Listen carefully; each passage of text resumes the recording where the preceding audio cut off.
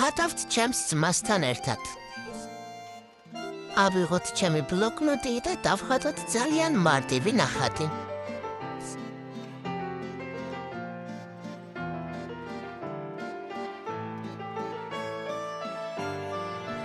გაფერადებისას თან შევიწყვიტოთ, რას ხატავს ჩემი ძმა. კალმარის თამაშებიდან ძველები. მშვენიერია. გავაგზავნოთ ჩვენი ნახატი.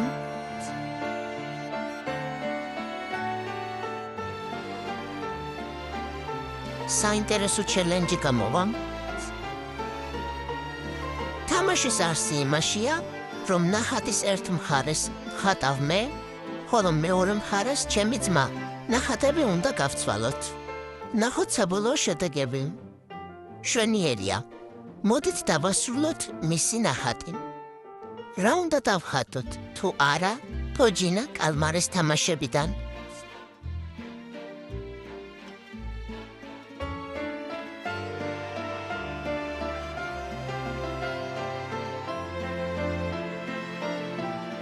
თმის გასაფერადებლად გამოვიყენოთ მარკერი და თეთრი ფანქარი.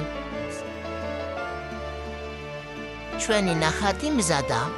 დრო პატრონს დავუბრუნოთ. ვფიქრობ, ჩემი ნახატიც კარგად დაასრულა. გვაინტერესებს თქვენი აზრიც.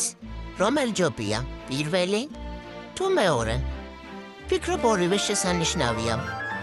თუმცა სიმართლე გითხრათ, კალმარის თამაშების ნახატი უფრო მომწონს. ჩელენჯის გაგრძელება უსასრულოდაც შეიძლება. როგორ მოგეწონათ ეს თამაში, დაგვიწერთ კომენტარებში.